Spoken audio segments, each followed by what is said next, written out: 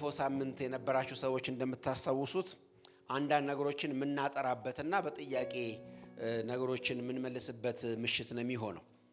ይሄ የጌታችን ቅባት የክርስቶስ ቅባት የሚባለው ነገር ላይና የአማኞች የምእመናን ቅባት በሚባለው ነጥብ ላይ አንዳንድ ነገሮች በጣም ክሊር መሆን አለባቸውና እነሱን እንመለከታለን ማለት ነው። ስለ መሲሁ ወይም ስለ ክርስቶስ ቅባት ስንናገር ምን እያለን ነው? ክርስቶስ ኢየሱስ የተቀባ ነው ስንል ምን ማለታችን ነው የሚለውን በጣም በተጨባጭ ስንመለከት ከዛ ደግሞ እኛ ውስጥ ያለው ቅባት ምን አይነት እንደሆነ መልስ ማግኘት እንችላለን ማለት ነው። ስለዚህ ክርስቶስ ቅባት ምንድነው ሲባል ኢየሱስ እርሱ ክርስቶስ ነው ማለት በቤተልሔም የተወለደው በናዝሬት ያደገው በገሊላ አውራጃዎች አገልግሎት የጀመረው ኢየሱስ ክርስቶስ እርሱ ተስፋ የተነገረለት መሲህ ነው ማለታችን ነው። መጽሐፍ ቅዱስ መላው ብሉይ ኪዳን ስለሚመጣው መሲህ በመናገር ነው የተሞላው። ክርስቶስ ኢየሱስ ምን አለ? ፈሪሳውያንን የሃይማኖት መምህራንን ሲነቅፋቸው እናንተ በመጽሐፍት የዘላለም ሕይወት ያለ ስለሚመስላችሁ እነሱን ትመረምራላችሁ፣ እነሱ ግን የሚያወሩት ስለማን ነው? ስለ እኔ ነው ይላቸዋል። ብሉይ ኪዳን የሚያወራው ስለ ክርስቶስ ኢየሱስ ነው። ስለ ብሉይ ኪዳን ስለ ክርስቶስ በሶስት መንገድ ያወራል። አንደኛ ቀጥታ በትንቢት ያወራል። ማለት ይመጣል፣ ይወለዳል፣ እግዚአብሔር ይልከዋል ብሎ ቀጥታ በትንቢት ይናገራል።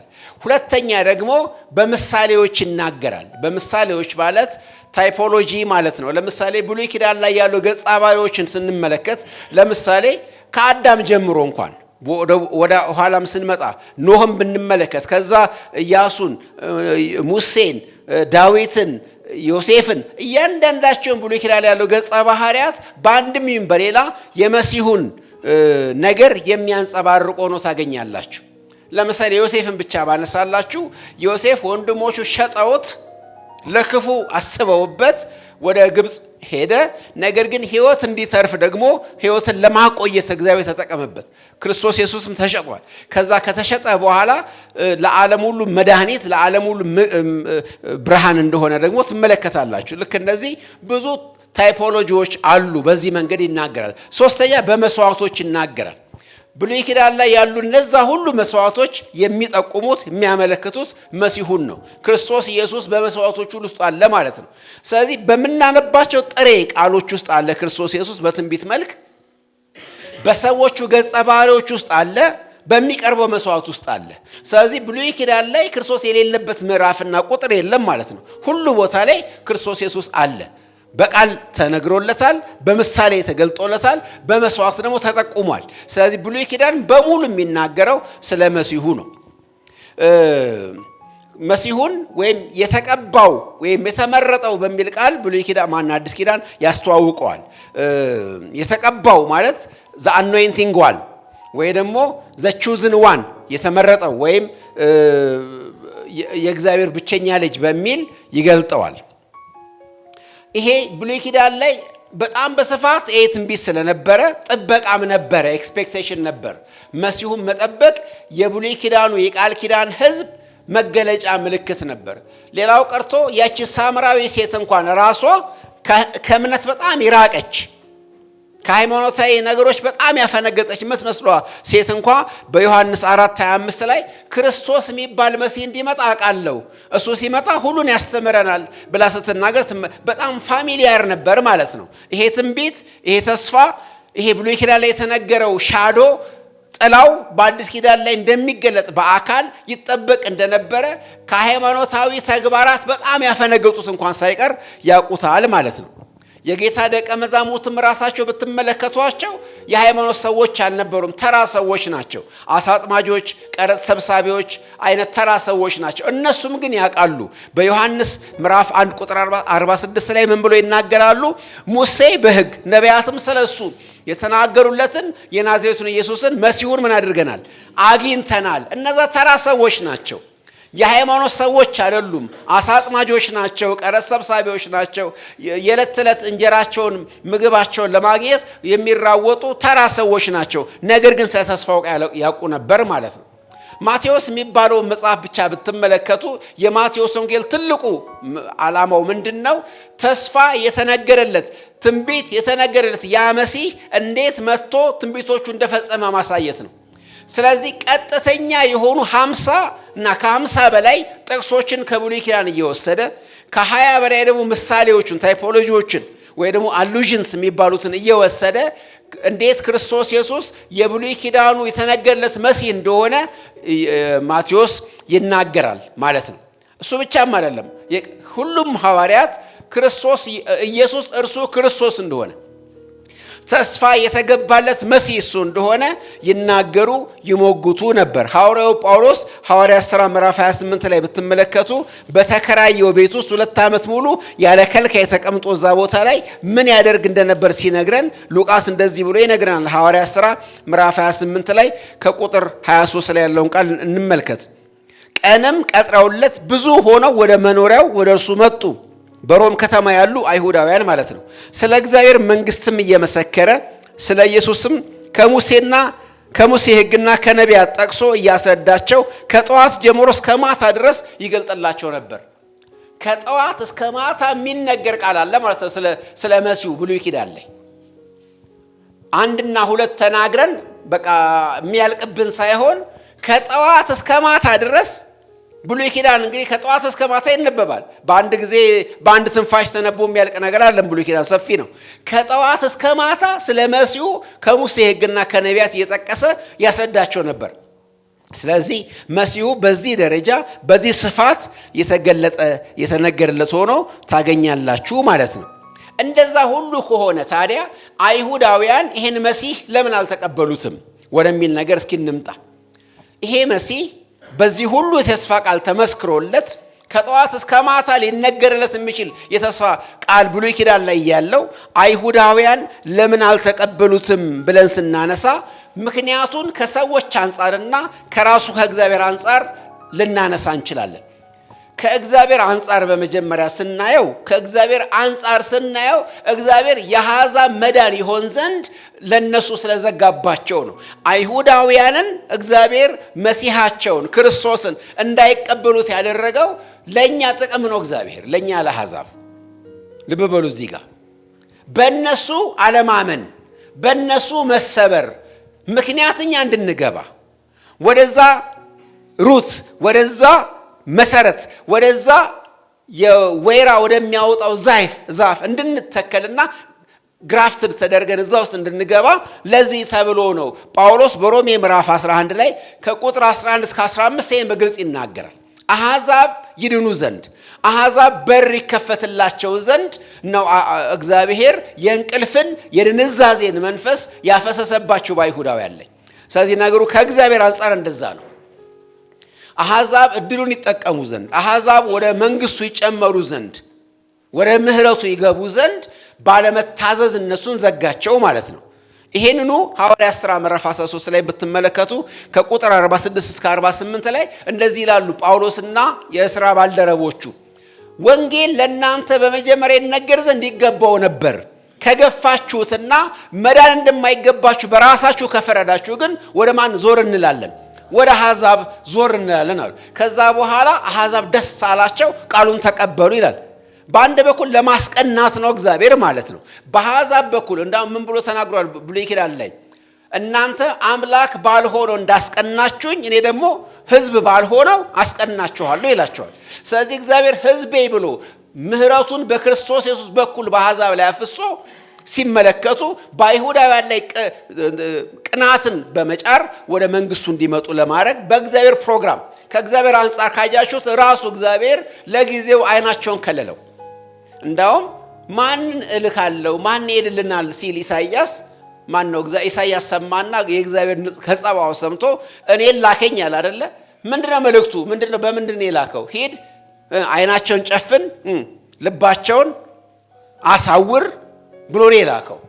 ለምን? ምን እስኪሆን ድረስ? የአሕዛብ ሙላት እስኪሆን ድረስ ብሎ ጳውሎስ ሮሜ ላይ ይሄን ያስቀምጣል። ስለዚህ ልባሞች የሆናችሁ እንዳይመስላችሁ እናንተ ከአይሁዳውያን የተሻለ ስማርት ስለሆናችሁ እንዳይመስላችሁ በእግዚአብሔር ፕሮግራም ምክንያት ነው። እግዚአብሔር እናንተ እንድትድኑ ብሎ እግዚአብሔር እነሱን ወደ ኋላ አደረጋቸው። ይሄንን ፕሮግራሙን ተረዱ። ልባሞች፣ አስተዋዮች፣ ጠቢባን የሆናችሁ እንዳይመስላችሁ በእግዚአብሔር ምክንያት ነው ምህረቱን ያገኛችሁት ብሎ ጳውሎስ በተለይ ሮሜ ምዕራፍ 11 ላይ በጣም በስፋት ይሄን ነገር ይናገራል። ስለዚህ ከእግዚአብሔር አንፃር ለምን አልተቀበሉትም ሲባል ለጊዜው ለአሕዛብ ዕድል ለመስጠት ተዘጋባቸው ማለት ነው። ከራሳቸው ከአይሁድስ አንፃር ለምን አልተቀበሉትም ከተባለ ደግሞ በከንቱ ጥላቻ ነው ያልተቀበሉት።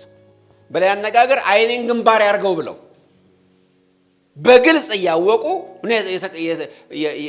የገፉት ክርስቶስ ኢየሱስን።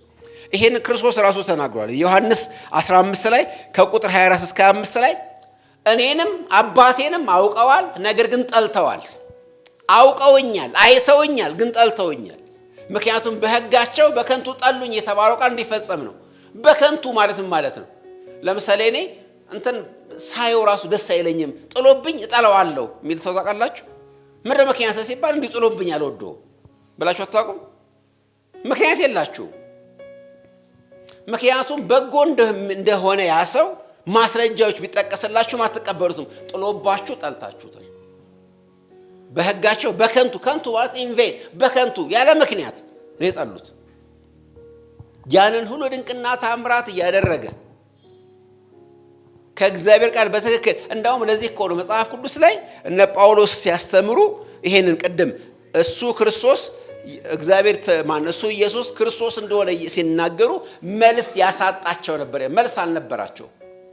አንድ ሰው አቋም ቢኖረው ተሳስታል ብሎ የራሱን አቋም ማስረዳት አለበት አይደል? እነሱ ግን መልስ የላቸው፣ ነገር ግን አይቀበሉትም። ለምን? ስለሚጠሉት። ሰሞኑን አንድ ራባይ የጻፈውን መጽሐፍ እያነበብኩ ነበር። ወደ ጌታ መጥቷል ያ ራባይ እና ምን ብሎ ይናገራል? ያ ራባይ ማለት መምህር ማለት ነው ብሎ ይሄዳል። ማን ነው? የአይሁድ የሕጉ መምህራን ራባይ ነው የሚባሉት። እና ምን ይላል? በየሕጉ ቃላት ወይም ብሎ ይሄዳል ያለው ነገር በጣም እንደ ቀን ብርሃን ግልጽ ሆኖ በተለይ በአዲስ ኪዳን መነጽር ተብራርቶላቸዋል ይላል። ትንቢተ ዳንኤልን ብቻ ያነሳና እንዳውም በቁጥር እንኳን መሲህ መቼ እንደሚመጣ መቼ እንደሚገደል በካልኩሌሽን እንኳን ከሰባ ሱባኤ በኋላ ብሎ በካልኩሌሽን ያስቀመጠበትን ጊዜ ብትመለከቱ ክርስቶስ ኢየሱስ የመጣበት ጊዜ ማለት ነው በ30 ዓመቱ አካባቢ እንደሚሞት በካልኩሌሽኑ ራሱ ይደረስበታል። ከኢየሩሳሌም መፍረስ በፊት ይሄው እሱ እንደሚመጣ በትንቢተ ዳንኤል ላይ በግልጽ ተቀምጧል። እና ከብዙ ወዳጆቼ ጋር አወራለሁ ይላል ያ አይሁዳዊ ወደ ጌታ የመጣ ሰው። እና ምንድነው የሚለው? እያወቁ እንደውም ይሄ አልተጻፈም ብለው የራሳቸውን ብሉይ ኪዳን መጽሐፍት እንኳን ራሱ እስከ መካድ ይደርሳሉ። ለምንድነው? በቃ ካፈርኩ አይመልሰኝ አይነት ነገር ነው። አንድ ሰው ካፈርኩ አይመልሰኝ ካለ ምን ማለት ነው?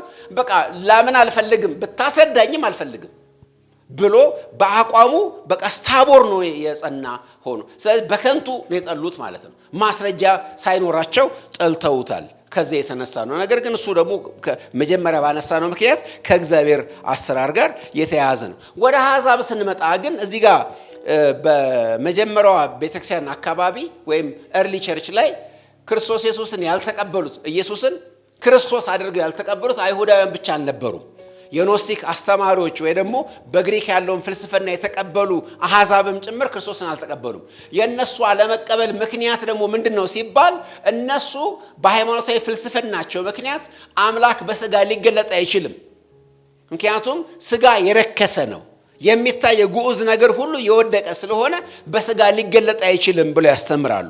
ስለዚህ ምን ብለው ይናገራሉ? በነገራችን ላይ በአሁኑም ዘመን ድረስ አሁንም እንዳውም በአሁኑ ዘመን ብሶበታል። ሊበራሊዝም ወይ ደግሞ ለዘብተኝነት በነገሰበት በዚህ ዘመን ኢየሱስ ክርስቶስ እንደ ታላቅ አስተማሪ እንደ ታላቅ ስብዕና በምድር ላይ ከተነሱ የሰው ዘሮች ሁሉ ቁጥር አንዱ ተደርጎ ይነገራል። ነገር ግን ምን አይደለም ይባላል? አምላክ ግን አይደለም፣ የእግዚአብሔር ልጅ ግን አይደለም ይባላል። እንደዚህ ያታውቃም እንዳለ ታውቃላችሁ። ታላቅ ሰው ነው፣ ታላቅ ምሳሌ ነው፣ ሞዴል ነው፣ ድንቅ አስተማሪ ነው። እንዳውም ትምህርቶቹን ይጠቅሷቸዋል። በትልልቅ ዩኒቨርሲቲዎች ውስጥ የተራራ ስብከት እንዳለ ታውቃላችሁ። ስለ አመራር ሲያስተምሩ ይጠቅሷቸዋል። ስለ ሕግ፣ ስለ ብዙ ነገር ሲያስተምሩ ይጠቅሳሉ የክርስቶስን ትምህርት። እና እንደ ተወዳጅ አባባሎች የክርስቶስን ትምህርቶች ይወስዳሉ እና አንድ ታላቅ ታዋቂ ሰው አድርገው ያስቀምጣሉ። ሴስ ሉዊስ የሚባል ሰው አፖሎጂቲክስ ነው ምን ብሎ ያስቀምጣል? እንደዚህ ሊሆን አይችልም ይላል። የሱ አቋም ምንድነው የሚለው? አንድ ሰው ስለ ክርስቶስ ሊኖረው የሚገባ መልከታ ከሁለት አንዱ ሊሆን ይገባል በግድ ይላል።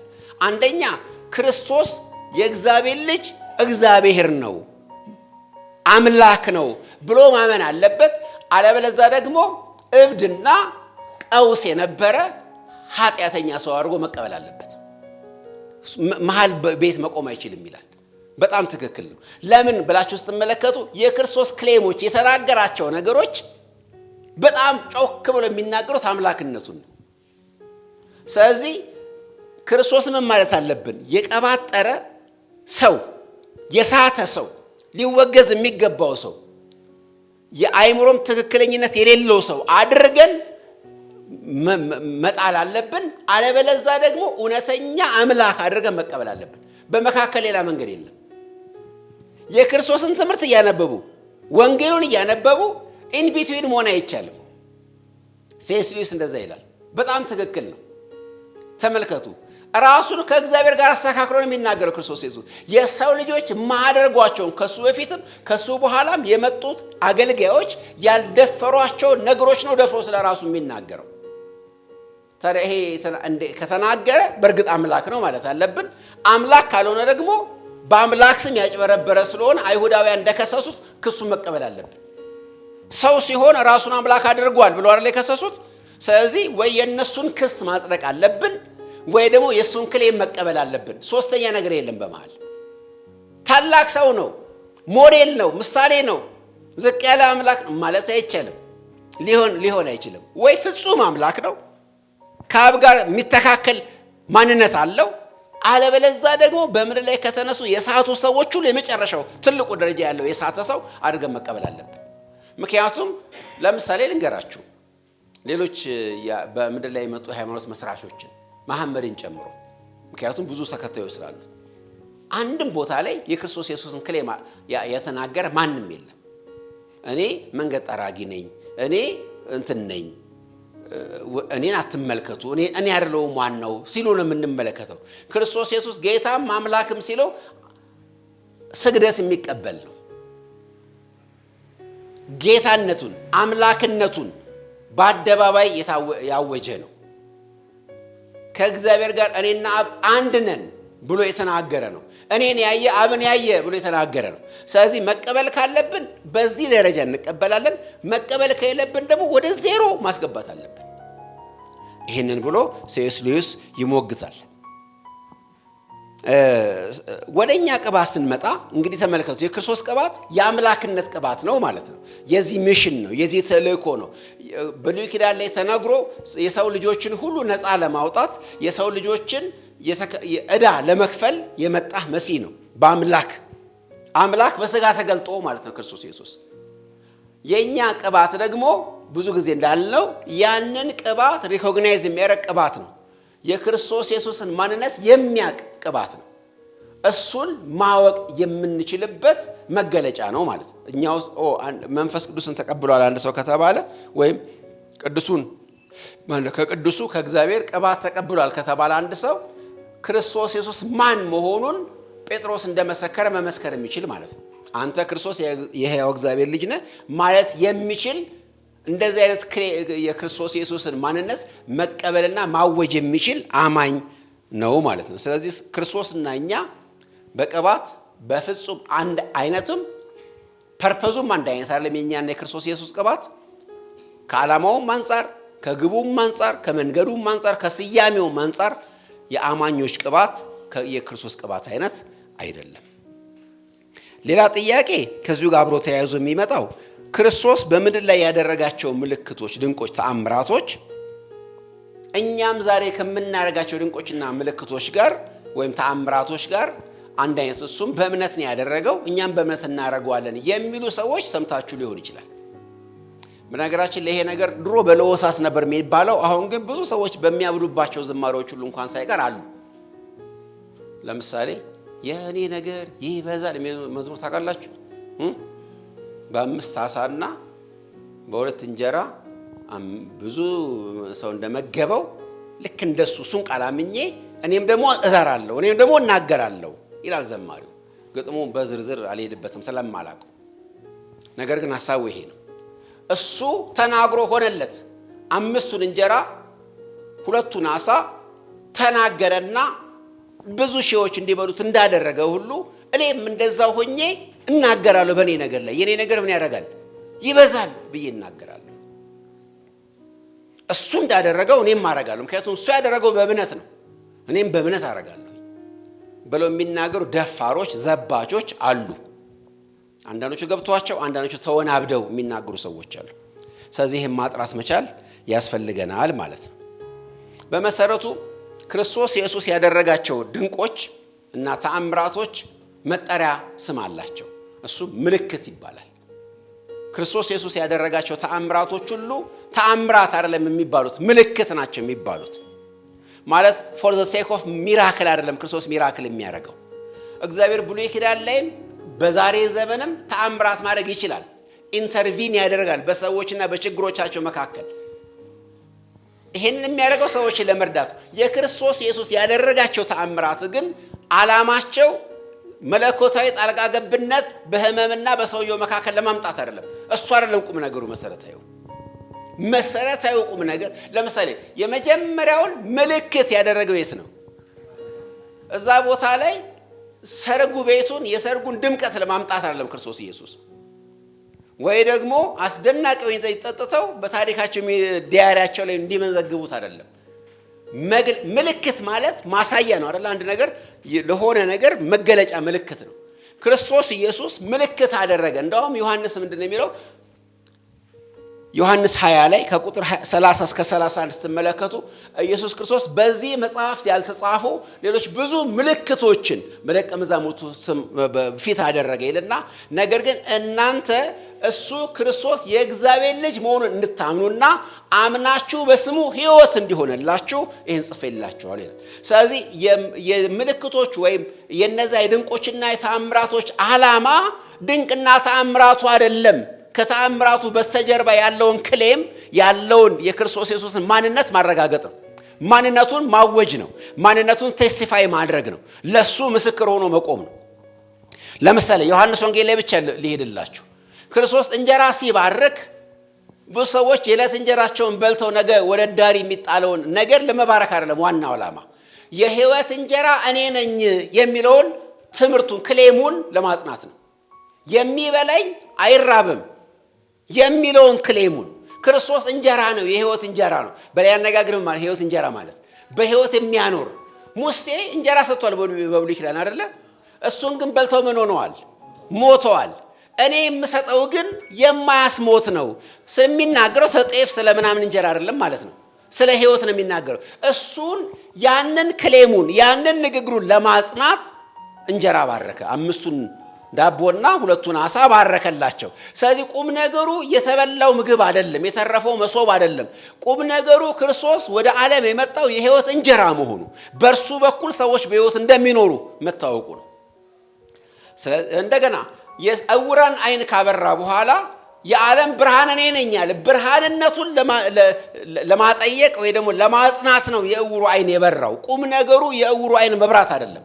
እኔ የዓለም ብርሃን ነኝ፣ የሚከተለኝ የሕይወት ብርሃን ይሆንለታል እንጂ በጨለማ አይመላለስም የሚለውን እውነት ለማጽናት ነው። ነኝ የሚለው ነኝ የሚባል ቃል በነገራችን ላይ የእግዚአብሔር ቃል። እኔ ነኝ ብሎ መናገር የሚችል ማ ብቻ ነው? እግዚአብሔር ብቻ ነው። ይሄን ቃል ሰው ሲጠቀምበት አይቀጡ ቅጣት ይቀጣል። በማን ምሳሌ? ናቡከደነጾር እኔ ነኝ ብሎ ሲናገር ድምፅ ከሰማይ ወድቆ እንደ ከብት 7 ዓመት ሙሉ ሳር እንዲበላ ተፈርዶበት ከቤተ መንግስቱ ተሰዷል። ልብ በሉ፣ እኔ ነኝ ብሎ ማወጅ የአምላክ ብቻ ተግባር። ስለዚህ ክርስቶስ እኔ ነኝ እኔ ነኝ እኔ ነኝ ላላቸው ለነዛ አዋጆቹ ለነዛ ማንነቶቹ ማጽኛ ናቸው። ለምሳሌ አልዓዛርን ከሙታን ሲያስነሳ ትንሣኤና ሕይወት እኔ ነኝ ለሚለው ክሌሙ አዋጁ ማጽኛ እንዲሆን። አልዓዛር ተመልሶ ይሞታል እኮ አይደለም እንዴ? ከተወሰነ ዓመት በኋላ።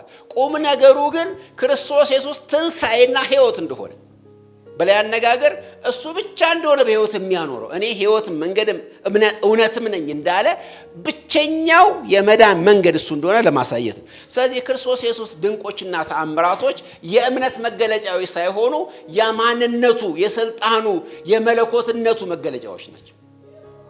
ክርስቶስ ኢየሱስ አምላክ ለመሆኑ ነው ይሄን ያደረገው። በእግዚአብሔር መልክ ከእግዚአብሔር ጋር እኩል መሆኑን ማሳያዎች ናቸው። የአምላክነቱ አምላክ ብቻ የሚያደርጋቸውን ነገሮች እሱ ውስጥ እንደሚያደርግ ማሳያዎች ናቸው። ለምሳሌ ያንን ሽባ ሰው በጣራውን ነድለው እግሩ ስር ያመጡለትን ሰው አልጋን ተሸከምና ሄድ ሲለው ደነገጡ። ከባድ ነገር ነው። ነገር ግን አስቀድሞ ኃጢአት ተሰረየችልህ ብሎት ነበር እና የትኛው ይበልጣል አላቸው። የትኛው ይበልጣል? አንድ ሰው ሽባ የነበረውን ሰው መተርተር ይበልጣል ወይስ ኃጢአት ተሰረየችልህ? ከሰውኛ አንጻር ከምድር ላይ ካያችሁት ያ ክሌሙ ዝም ብሎ ክሌም ብቻ ከሆነ ማንም የቀባጠረ ሰው ሁሉ መናገር ይችላል አይደለም። ነገር ግን ዝም ብሎ ብቻ እንደማይናገር ማን ነው ኃጢአትን የማስተስረይ ስልጣን ብቻ እንዳለው አምላክ ብቻ ነው የሚያደርገው። ልብ በሉ እንግዲህ ኃጢአትን ማስተስረይ ማንም ሰው አይችልም። ይሄ እንዳለው ለማሳየት የሽባውን አልጋን ተሸክመና ሄዳለሁ። ትልቁ ነገር ኃጢአት ተሰረየልህ ብሎ ማወጅ ነው። ምክንያቱም የደነገጡትም የተቆጡትም በዚህ ምክንያት ነው። እንዴ ኃጢአትን ይሄ ሰው ይሳደባል እንዴ? ይሳደባል በነገራችን ላይ ቀላል ቃል አይደለም። ብላስፌሚ የሚባለው ቃል ብላስፌሚ ማለት ምን ማለት መሰላችሁ? ከአምላክ ጋር አንድ ነኝ ብሎ ራስን ማወጅ ማለት ነው። ይሄ ስድብ ሰውን አይደለም። ክርስቶስ ኢየሱስ አልጋን ኃጢአት ተሰረየችልህ ሲል ማንም አልተሳደበም። እናንተም የሆነ መርካቶ ሄዳችሁ አንድን ሰው ኃጢአት ተሰረየችልህ ብትሉ ስድብ አትባሉም አይደለ? ምክንያቱም ስድብ አይደለም። ስድብ ማንነቱን ሰውየውን የሚያስመለክት ስድብ ነው። እንትን ምናምን በላችሁ ምሳሌ አልሰጣችሁ ቢስድብ አንተ እንደዚህ ምናምን ብዬ በናገር ኦፌንሲቭ ነው፣ ክብረ ነክ ነው ምናምን ነው። ያ ግን ክብረ ነክ አይደለም። ከማን አንጻር ነው ስድብ የሚሆነው? ከእግዚአብሔር አንጻር። ምክንያቱም በእግዚአብሔር ላይ ነው ስድብ የተባለው። ለምን ይሳደባል ያሉት እግዚአብሔርን ነው፣ ሰውን አይደለም። ምክንያቱም ኃጢአትን ማስተስረይ የማ ብቻ ስለሆነ የእግዚአብሔር ብቻ ስለሆነ፣ ስለዚህ ኃጢአት ተሰረየ ይችላልና ይሄ ዝም ብዬ ክሌም እንዳለው ለማሳየት ይህን ሰውዬ አልጋን ተሸክምና ሄድ ዝም የተራ ሰው እንዳልሆንኩኝ ለማሳየት ብሎ ነው ክርስቶስ ይሄን ያደረገ። ክሌሙ ይበልጣል፣ ኃጢአት ማስተስረዩ ይበልጣል። ነገር ግን ይሄን ለማጽናት በፊታቸው የሚታይ ነገር ማድረግ ነበረበት። አንዳንድ ጊዜ የምንናገራቸው ነገሮችና የምናደርጋቸው ነገሮች አብሮ እንደምታውቁት ማርቆስ 16 ቁጥር 20 ላይ በሚከተሉት ምልክቶች ምንድን ነው የሚለው? ቃላቸውን ያጸና ነበር። የትኛውን ቃላቸውን ነው የሚያጸናው? ሐዋርያት ምንድን ነው ቃላቸው?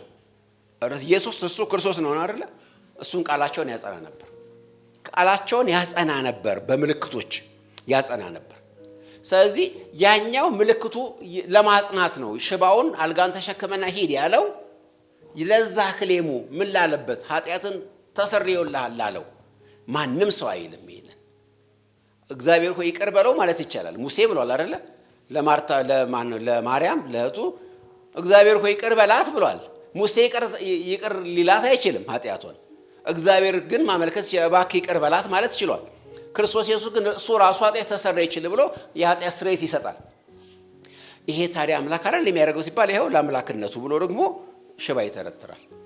የሚበልጠው ግን ክሌሙ እንደሆነ ይነግራቸዋል ማለት ነው። ስለዚህ ክርስቶስ ኢየሱስ ድንቆችን ሲያደርግ ያደረገበት ያንን ይሄ 38 ዓመት ሽባ የነበረውን ሰው በፈወሰበት ቦታ ላይ የተናገረው ነገር ለሞት እንዲፈርዱበት ያደረገ ንግግር ነው።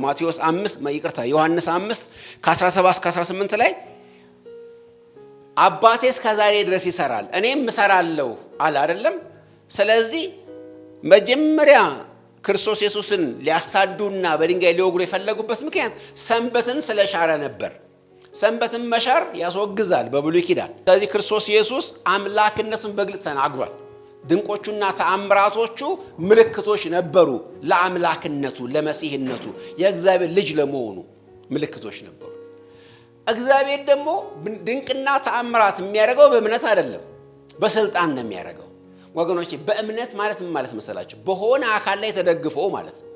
እምነት ማለት የሆነ ነገር ላይ መደገፍ ማለት ነው። አንድ የምንደገፍበት ነገር ሲኖር ነው እምነት። እግዚአብሔር እምነት አያስፈልገው፣ ምክንያቱም እግዚአብሔር የሚደገፍበት ነገር ስለሌለ። ስለዚህ በስልጣኑ ነው እግዚአብሔር የሚፈውሰው። ስለ ክርስቶስ ኢየሱስም በስልጣኑ ቃል እየደገፈ ይላል። በስልጣኑ ቃል፣ በሌላ አነጋገር አምላክነቱን ነው። ስለዚህ ሰዎች የሚያደርጓቸው ምልክቶች በመሰረቱ ሰዎች የሚያደርጓቸው ምልክቶች ለነሱ አይደለም ምልክትነቱ። እውነተኞቹ ደቀ መዛሙርት ምልክት ሲያደርጉ የጴጥሮስን ወይም የጳውሎስን ጉዳይ ሳይሆን እሱን ለሾመው እሱን ሐዋርያ አድርጎ ለላከው ለክርስቶስ መሲህነት ማረጋገጫ ነበር። ምን ማለት ነው? ማረጋገጫ ፈላጊዎቹ እነሱ አልነበሩም። የላካቸውን ነው ማረጋገጥ የሚፈልጉት። የላካቸው ራሱ እግዚአብሔር እንደሆነ ማሳወቂያ ነበሩ ምልክቶቹ።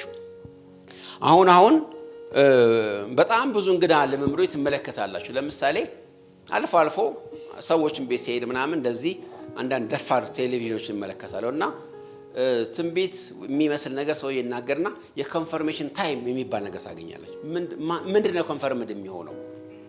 ኮንፈርምድ የሚረጋገጠው የዛ ገሌ የተባለው ባለ ቴሌቪዥኑ ቅባት ከሆነ ጸረ ክርስቶስ ነው ያሰውዬ፣ በክርስቶስ ምትክ የቆመ ነው ማለት ነው። የሚረጋገጥ ብቸኛ ነገር የክርስቶስ ኢየሱስ አምላክነትና መሲህነት ነው። እሱ ደግሞ በቃሉ ተረጋግጧል። አሁን እኛ ማረጋገጥ የሚያስፈልገን የጸና ቃል ብቻችን ላይ ያለ። እንደውም ጴጥሮስ ሲናገር ምንድነው የሚለው? እኛ ራሳችን በቅዱሱ ተራራ ላይ ከእግዚአብሔር ድምፅ ሲመጣ ሰምተናል በጆሮአችን፣ በእሱ ደስ የሚለኝ የምወደው ልጄ። ነገር ግን ከሱ የሚበልጥ የጸና ቃል ደግሞ እጃችን ላይ ያለ የጸና ቃል አለ። ስለዚህ በቃሉ ጸንቷል እና አሁን እኛ ኮንፈርሜሽን አያስፈልገንም። ሐዋርያቶቹ ይሄን እምነት ሲመሰርቱ ኢናጉሬሽን ላይ ስለነበሩ ክርስቶስ እሱ እንደላካቸው ለማሳየት ልክ ሙሴ እንደጠየቀው እኮ ነው።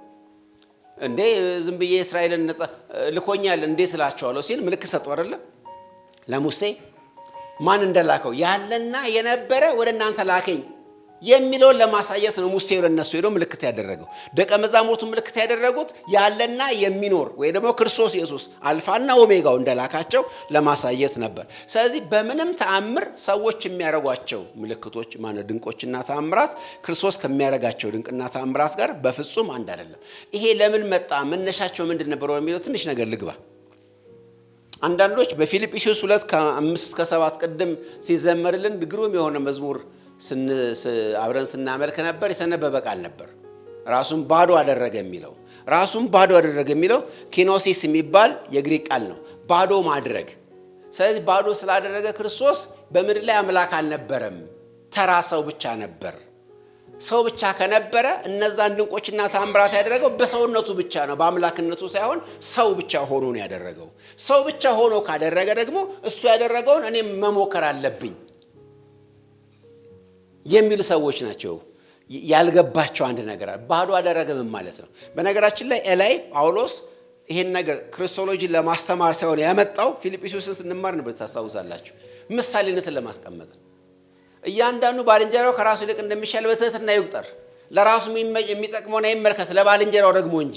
በክርስቶስ የነበረ ሐሳብ በእናንተ ውስጥ ይሁን። እሱ እኮ ከእግዚአብሔር ጋር ያለውን ክብር ትቶ መጥቷል ነው የሚለን። ምን እያለ ነው? ያላችሁን ማንነት፣ ያላችሁን ችሎታ፣ ያላችሁን ፐርሰናሊቲ ማለት እንደ ሰው ያላችሁን ነገር ጣሉ እያለ ነው ጴጥሮስ። ማነው ጳውሎስ እዛ ቦታ ላይ አይደለም። ትህትናን ነው የሚያመለክተው። የክርስቶስ ኢየሱስን ባዶነት ትህትናን መታዘዙን ነው እንጂ የሚያመለክተው አምላክነቱን በመሰረቱ አምላክነት መተው አይቻልም። የሚተውና የሚነሳ ጉዳይ አምላክ የሆነ አምላክ ነው። አምላክነት አይተውም፣ መተው አይቻልም። ስለዚህ ያ ቦታ በፍጹም የአምላክነት መተው ጉዳይ አይደለም። ክርስቶስ በምድር ላይ ባለፈው ሳምንት አንስተናል።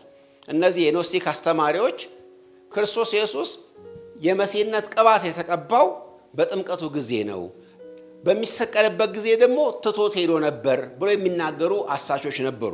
በአንድም በሌላም ይሄን የሚደጋገሙ ስላሉ በታሪክ ሁሉ መካከል የነበሩት የእምነት አባቶች ሸንጎች ወይም ስብሰባዎች፣ እነዚህ ትልልቆቹ የሃይማኖት ስብሰባዎች ሁሉ ለምሳሌ 51 ዓመተ ምህረት በኢየሩሳሌም ተደረገው እርሱ ስለ ክርስቶስ ኢየሱስ ብቸኛ ዳኝነት የተደረገ ስብሰባ ነው ማለት ይሄ የሙሴን ሥራ ሳይጠበቅ። ከዛ በኋላ ግን በኒቂያ፣ በቁስጥንጥንያ፣ በኤፌሶን በቄልቄዶን የተደረጉ የሐዋርያት ስብሰባዎች አሉ። አሁን ዛሬ ክሬድ ብለን የምናነባቸው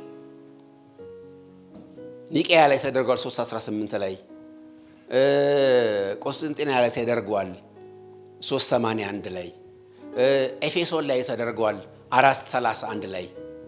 እነዚህ የተደረጉ የታሪካዊ በዓለም ላይ በዛን ዘመን የነበረችው የክርስቶስ ቤተክርስቲያን መሪዎች ወይ ደግሞ አገልጋዮች ሁሉ ያደረጉት ስብሰባ አብዛኛው ርዕሰ ጉዳይ በክርስቶስ ኢየሱስ ማንነት ላይ ተመሰረተ ነው እና ምንድነው የሚሉት? ሲወለድ አምላክ ነው። ለዚህ እኮ መጽሐፍ ቅዱስ ማን ተወልዶላል የሚለው ኢሳይያስ ላይ ሕፃን ተወልዶላል አይደለ? ስሙስ ማን ይባላል? ድንቅ መካር፣ ኃያል አምላክ፣ የሰላም አለቃ። ተመልከቱ፣ አምላክ ሕፃኑን አምላክ የተባለው አምላክ መባል ብቻ አይደለም፣ ተሰገደለት አይደለም? ሰብአ ሰገል መጥተው ስጦታቸውን አምጥተው ሰገዱለት። ስለዚህ ክርስቶስ ኢየሱስ እንኳን የአድጎ አስተማሪ ሲሆን አይደለም፣ ሕፃን እያለ በእናቱ እቅፍ እያለ ምንድን ነበር? አምላክ ነበር። ስለዚህ አምላክ ያልነበረበት ጊዜ የለም። በመሰረቱ አምላክነት የሚወሰድና የሚመጣ ጉዳይ ስላልሆነ ክርስቶስ ከመወለዱ በፊትም ሲወለድም ባደገበት ጊዜ በዘመኑ ሁሉ አምላክ ነበረ። ስለዚህ ኢየሱስ ክርስቶስ ፍጹም አምላክ ፍጹም ሰው መሆኑን እነዚህ ጉባኤዎች በማያሻማ መንገድ በጣም በዝርዝርና በዲቴል አስቀምጠዋል ማለት ነው። ስለዚህ እዚህ ላይ ብዥታ ሊኖረን አይገባም። ክርስቶስ ኢየሱስ በምድር ላይ ባለበት ጊዜ ከዛ በፊትም ካረገም በኋላ አልተለወጠም። ኢየሱስ ክርስቶስ ትናንትናም ዛሬም ለዘላለምም ያው ነው ይላል መጽሐፍ ቅዱስ። ለምን መሰላችሁ? እንደዚህ አይነት መለዋወጥ እንደሌለ ለማሳየት ነው። አምላክ ስለሆነ አምላክ ሊለወጥ አይችልም። ሌላኛው ጥያቄ ላንሳ፣ አንድ ሁለት ጥያቄዎች እናንሳና እንጨርስ። ሌላኛው ጥያቄ ኢየሱስ የሚባለው ስም የተጸውዖ ስም ከሆነ እንዴት ያድናል? እንዴት ኃይል አለው? የሚል ወንድማችን ያነሳው ጥያቄ አለ። ጥሩ ጥያቄ ነው። እንዳልኳችሁ ኢየሱስ የሚባለው የሰውነት ስሙ ነው አይደለ? ማንኛውም ሕፃን ልጅ ስም አለው። በዓለም ሕግ መሰረት በነገራችን ላይ እያንዳንዱ ልጅ ስም የማግኘት መብት አለው ይላል። የሰብአዊነት መብት ነው። ስም የሁሉም ሰው ሰብአዊ መብት ነው። እናም ደግሞ ግዴታም ነው ለወላጆች ስም ያስፈልጋል እያንዳንዱ። ስለዚህ እናትየው መልአኩ እንዳለ ኢየሱስ ብላ ስም ተሰጠ። ኢየሱስ እንዳልኳችሁ በዛን ጊዜ ዮሹዋ የሚባለው ስም የሱ ዩኒክ ስም አልነበረም። ብዙ ሰዎች በዛ ስም ይጠሩበት ነበር። በክርስቶስ ዘመንም ነበር፣ ከክርስቶስ ዘመን በፊትም ነበር፣ ከክርስቶስ ዘመን በኋላም ብዙ ሰዎች ኢየሱስ ተብለው ይጠሩ ነበር የሚባሉ ሰዎች በብዛት ነበሩ። ኢየሱስ የሚባሉ ስሞች ነበሩ። ኢያሱ የሚባለው ስም ራሱ ዮሹዋ ነው በዕብራይስጥ ብያቸዋለሁ። ስሙ አንድ አይነት ነው ትርጉሙ። ታዲያ ይሄ ስም ዝም ብሎ የሰው ስም ብቻ ከሆነ እንዴት ነው የሚያድነው የሚል ጥያቄ ነው። ወንድማችን ጥሩ ጥያቄ ነው። ስሙ በተናጠል ዝም ብሎ ስሙ አይደለም የሚያድነን፣ ማንነቱ ነው የሚያድነን። የማስም ነው የሚለው ነው የሚያድነን። ያ ኢየሱስ የሚባለው ስም ይወጣለት ማን ነው የሚለው ነው የሚያድነን፣ ማንነቱ ነው የሚያድነን። ቅድም እኮ ዘምረናል። እንደ ስምህ አይደል ያልነው? እንደ ስምህ ኢየሱስ እንደ ስሙ ነው ያድናል ማለት እንደ ስሙ ነው። ፈይሳ የተባለ ሰው ሁሉ ያድናል እንዴ? ፈይሳ ምን ማለት ነው? አዳይ ማለት ነው። አድነው የሚባል ሰው ሁሉ ያድናል? አይድንም። ኢየሱስ ግን እንደ ስሙ ነው። ምክንያቱም ከማንነቱ ጋር የተያያዘ ስለሆነ ማንነቱ ነው ያ ስሙ። ስለዚህ ያድናል። ሐዋርያት ሥራ 4:12 ላይ ከሰማይ በታች ለሰዎች የሰጠ ሌላ ስም የለም ተብሎ እስከሚነገር ድረስ። ሉቃስ 10:17 ላይ በስምህ አጋንንት ወጡ። ኢየሱስ በሚባለው ስም አጋንንት ይወጣል። ኢየሱስ በሚባለው ስም ድንቅ ይደረጋል። ለምን? ኢየሱስ የሚባለው ስም ኮኔክት የሚያደርገው ከማን ጋር ስለሆነ? ከፐርሰኑ ጋር ስለሆነ። ኢየሱስ ከሚባለው ፐርሰን ጋር፣ የሥላሴ ሁለተኛ አካል ከሆነ ወልድ ጋር፣ የዘላለም ልጅ ከሆነው ጋር ኮኔክትድ የሆነ ስም ስለሆነ በዛ ምክንያት ነው የሚያደነን። ስለዚህ ከማንነቱ ጋር በቀጥታ የተያያዘ ስም ነው ያለው።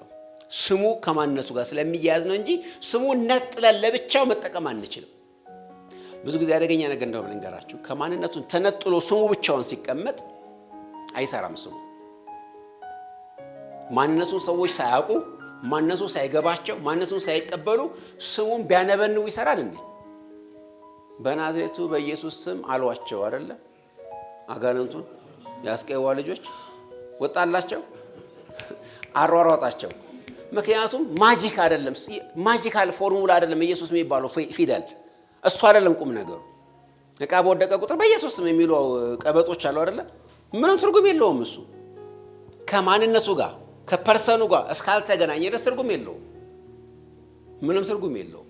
ሲገናኝ ግን ማንንም የሚያመለክተው ክርስቶስ ኢየሱስ እንደዚህ ያላቸው በዮሐንስ 8:44 ላይ እኔ እንደሆንኩ ባታምኑ በኃጢአታችሁ ትሞታላችሁ። እኔ እንደሆንኩ በየትኛው እኔ ከመጀመሪያው ለእናንተ የተናገርኩት ይላል። ብሉይ ኪዳን ጀምሮ የተናገረው እሱ ነው። ኢየሱስ ስል ምን ማለቴ ነው? ኢየሱስ ስል ከጥንት የነበረው ማለቴ ነው። ኢየሱስ ስል ያለና የነበረው ማለቴ ነው። ኢየሱስ ስል ከአብ ጋር በመለኮት አንድ የሆነው ማለቴ ነው። እንደዛ ከሆነ በነገራችን ላይ ስንጸልይ በኢየሱስ ስም እንላለን። መጨረሻ ላይ ጸሎታችን ሲቋጭ በኢየሱስ ስም ሲባል አንዳንድ ሰዎች እንደዚሁ ይሄ ለሺ ፍልጥ ማሰሪያው ልጥ የሚባል አባባል አለ አይደለ? እንዲሁ ጸሎታቸውን ስር ማድረጊያ ነው የሚመስላቸው። በመሰረቱ መጨረሻ እንደ ፎርሙላ በኢየሱስ ስም አሜን በሉ አልተባለም። ሲባልም አናውቅም መጽሐፍ ቅዱስ ላይ። ማለት ችግር አለው እያልኩ አይደለም። እሱ አይደለም ቁም ነገሩ። በኢየሱስ ስም መጸለይ ማለት እሱ አይደለም።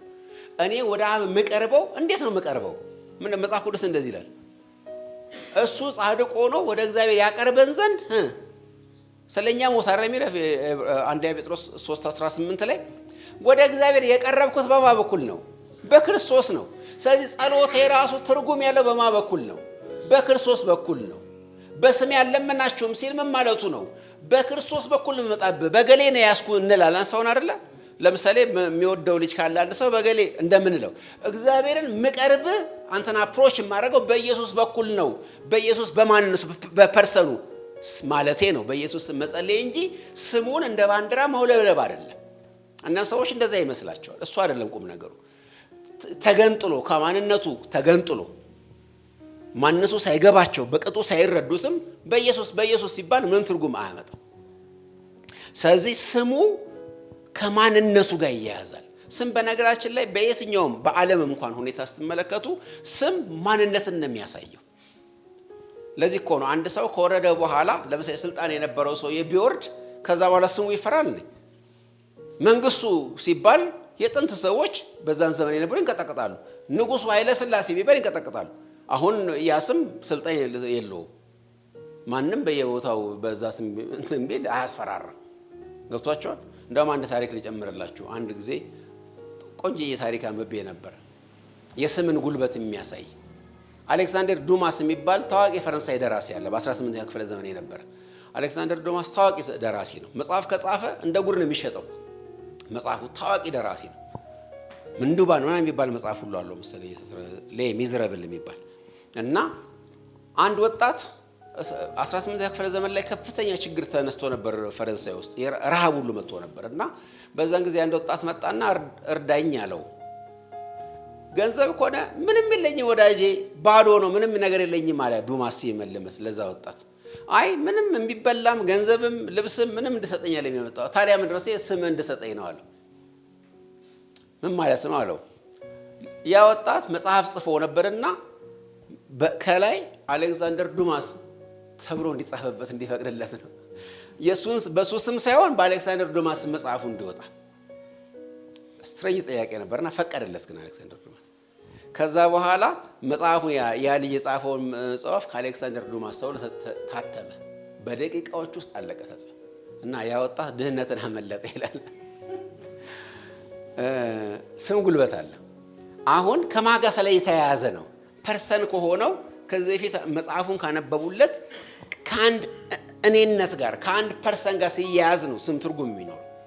ስለዚህ ልክ እንደዚሁ የክርስቶስ ኢየሱስ ስም የሚያያዝ። ለዚህ እኮ ነው የናዝሬቱ ኢየሱስ እርሱ መሲህ ነው እችን ቃል ነው የሚጠቀሙት። ሐዋርያት ሥራ 2:22 10:38 እንደገና ማርቆስ 16:6 ስትመለከቱ የናዝሬቱ ኢየሱስ እርሱ መሲህ የናዝሬቱ ኢየሱስና መሲህ ሁለቱን አገናኝተው በአንድነት የሚናገርበት ነው። ስለዚህ ኢየሱስ ስንል ማንነቱን አውቀን ከሆነ ትክክል ነው። ግን ደግሞ ኢየሱስ ብቻ የሚባለውን ስም መጥራትን በአብዛኛው ትክክል አይደለም። ኢየሱስ ክርስቶስ ጌታ ነው ብለን ሙሉን ስም መጥራት አለ። ምክንያቱም ኢየሱስ ማለት እሱ ክርስቶስ ነው። ኢየሱስ የሚባለው ስያሜ ብቻ አይጠሩትም ደቀ መዛሙርቱ ሲመለከት ከክርስቶስነቱ ጋር ከመሲህነቱ ጋር ከእግዚአብሔር ልጅነቱ ጋር አያይዘው በጣም በጣም ይጠሩት ነበርና ከነ ሙሉ ክብሩና ማዕረጉ ሲጠራ በእርግጥም ፈዋሽ ነው፣ አዳኝ ስም ነው፣ ድንቅና ተአምራትን የሚያደርግ ስም ነው። የመጨረሻው ጥያቄ ከዚህ ምናልባት ወጣ ሊል ይችላል፣ ግን አብሮ ስለያይዞ ስለመጣ ነው። ማርያም የአምላክ እናት መባል ተገቢ ነው ወይ የሚል ጥያቄ መጥቷል። ምክንያቱም ክርስቶስ ኢየሱስ አምላክ ነው ከሚለው ነገር ነው የመጣው እና ይሄን ጥያቄ በጥሞና እና በጥንቃቄ መመለስ ያስፈልጋል። የአምላክ እናት ሲባል ምን ማለት ነው? ምን ትርጉም ይሰጠናል? የሚለውን በመጀመሪያ ለአእምሯችን እና ለመረዳታችን ግልጽ ማድረግ አለብን። እናት አስገኚ፣ እናት ምንጭ፣ እናት መጀመሪያ ተደርጎ በሚወሰድበት ኮንቴክስት ትክክለኛ አነጋገራለን። የአምላክ እናት ማለት አንችልም። ምክንያቱም እሷ ፍጡር ነች እንጂ ፈጣሪ አይደለችም። የተገኘች እንጂ አስገኚ አይደለችም። ስለዚህ አምላክን ያመጣች አይደለችም። አምላክን ያስገኘች አይደለችም። ስለዚህ በዚህ ሴንስ አንዳንድ የዋሆች በዚህ ሴንስ ነው የሚያስቀምጡት። ህዝባችን በዚህ የዋህነት ውስጥ እንዳለ ታውቃላችሁ። እና ምንጭ ሶርስ ያደርጋታል። ይልክ አይደለም። እኔ እናት ከኔ በፊት ነበረች። ስለዚህ እኔ እናት ከኔ ይልቅ የከበረ ማንነት አላት ማለት ነው። ምክንያቱም እኔን የወለደችኝ እሷ ስለሆነች በሷ በኩል ነውና የመጣሁት ከሷ ፊት ለውና አልነበረኝምና። ስለዚህ ከኔና ከሷ ዋጋ ሲወዳደር የሷ ዋጋ ከፍ ይላል። በዚህ ሴንስ ከሆነ ማርያምን የኢየሱስ የአምላክ እናት የምንለው ትክክለኛ አነጋገር አይደለም። ነገር ግን ይሄ አነጋገር በታሪክ ሁሉ መካከል ውዝግብ ያስነሳ ነበርና ነገር ግን ቅድም እንዳልነው ሲወለድ ራሱ ሕፃኑ ገና አምላክ ተብሏል አይደለም? በበረት ጠቀለለችው በግርግም በብረት በግርግም ውስጥ ጠቅልላ ያሰኛችው ያ ሕፃን አምላክ ከሆነ የወለደችው ደግሞ እሷ ከሆነች አምላክን የወለደች ማለት ይቻላል ማለት ነው። በዚህ ሴንስ እዚህኛው ላይ ስትመለከቱ በ431 በኤፌሶን በተደረገው ጉባኤ ላይ ይሄንን ማዕረግ አምላክን ወልዳለች የሚለውን ጉባኤው ኤፌሶን ጉባኤ ይሄን ያረጋግጣል። ወልደ ቴዎቶኮስ ይላል የግሪኩ አነጋገር። ትንሽ ውዝግብ አለው እዛ ላይ። ነገር ግን አምላክን በስጋ የወለደች እንዳውም በጥንቃቄ ሲያስቀምጡን ብሎ የሚያስቀምጡ እነሱ ቅድመ ዓለም ከአብ ያለ አባት ድህር ዓለማት ዓለም ከተፈጠረ በኋላ ያለ አባት ከድንግል ማርያም የተወለደው። ስለዚህ መነሻው ማርያም አይደለችም፣ ኦሪጂን አይደለችም፣ እሷ መነሻ አይደለችም፣ ምንጭ አይደለችም። አስቀድሞ የነበረውን አምላክ እሷንም ጭምር የፈጠራትን አምላክ በማህፀኗ ይዛ ወለደች በሚለው ሴንስ እናስቀምጧለን። በወደ መጽሐፍ ቅዱስ ስንሄድ ሉቃስ 1:43 ላይ ኤልሳቤጥ የጌታዬ እናት ብላ ጠርታታለች አይደለ? የጌታዬ ጌታ የሚባለው እዛ ቴዎስ የሚባለው ቃል አምላክ ማለት ነው። ስለዚህ የአምላክ እናት ማለት ነው እሱን ስለወለደች። ስለዚህ በዚህ ሴንስ እንወስደው ምንም የሚያሻማ ነገር የለውም። ለመሰላቸው የምለው አንድን ስህተት ለመሻር ሌላ ስህተት ውስጥ የሚገቡ ሰዎች ችግር ውስጥ እንዳያስገቡን ነው።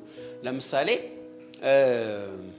አንዳንድ ስም አልጠራም የእምነት ክፍሎች ለምሳሌ ምን ይላሉ? በስጋ ከማርያም በፍጹም አልተገናኘም። ለአንድ ፖስታ ውስጡ የገባው ወረቀትና ማሸጊያው ፖስታ ግንኙነት የላቸውም አይደለ? ውስጡ ገብቶ ነው የሚወጣው አይደለም?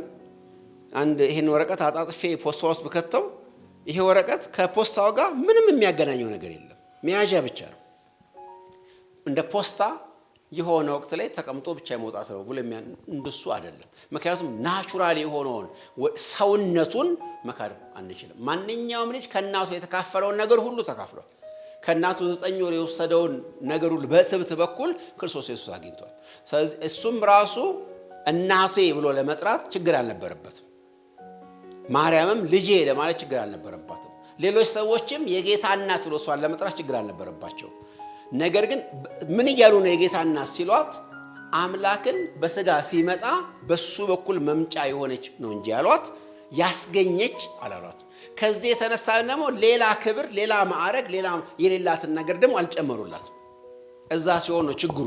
እንደዛ ከሆነ ከዚህ ትምህርት ጋር ተያይዞ ሌላ መዘዝ ውስጥ የምንገባ ከሆነ ችግር ነው። እዛ ላይ ብቻ ተጀምሮ እዛ ላይ ብቻ ያበቃል። መንፈስ ቅዱስ በሷ ላይ መጥቶ ጸልዮላት ኃጢአታዊ ባህሪዋን ጋርዶ ቅዱስ የሆነ እግዚአብሔር ልጅ በሷ በማህፀን በኩል ተቀምጦ እንዲወለድ አድርጓል። ስለዚህ የተወለደው አምላክ ከሆነ እሷም ደግሞ አምላክን የወለደች ነች እንላለን። ስለዚህ በዚህ ሴንስ ልንረዳ ይገባል። ከዚህ ለጥጠን ግን የተለየ ነገር አናስቀምጥም ማለት ነው። ክርስቶስ ኢየሱስ የወለደችህ ማህፀንና የጠባቸው ጡቶች ብፁዓን ናቸው ሲባል የተለየ ብጽህና፣ የተለየ ማንነት፣ የተለየ ድልነት እንዲሰማ በሰው ዘንድ አላደረገም። ብፁዓንስ እነማን ናቸው አለ? የእግዚአብሔር ቃል ሰምቶ የሚያደርጉ ናቸው። እነሆ እናትህ በውጭ ትጠብቃለች ሲባልስ ምንድን ነው ያለው? እናቴ ማን ናቸው? ወንድሞቼ እነማን ናቸው? የእግዚአብሔር ቃል ሰምቶ። ስለዚህ ምድራዊ ዝምድና ሊመሰርት ክርስቶስ ኢየሱስ አልመጣም። የጌታ ወንድሞች ከነበሩት ውስጥ ይሁዳ መልእክት ሲጽፍልን የጌታችን ወንድም አይልም ራሱ። ለምን ብትሉ እንደዚህ አይነት ስም በመስጠት የሆነ ሰዎች ውስጥ የሌለ ማንነት ማስቀመጥ አልፈለገም። የክርስቶስ ኢየሱስ ባሪያ ነው ብሎ ራሱ። ነገር ግን በአንድ በኩል እኮ ወንድም ነው፣ የሥጋ ወንድም ነው ይሁዳ የሚባለው መልእክት ሲጻፈልን ሰው፣ ያዕቆብ መልእክት ሲጻፈልን። ነገር ግን የኢየሱስ ክርስቶስ ወንድም ብለው ራሳቸውን ያስተዋውቁ።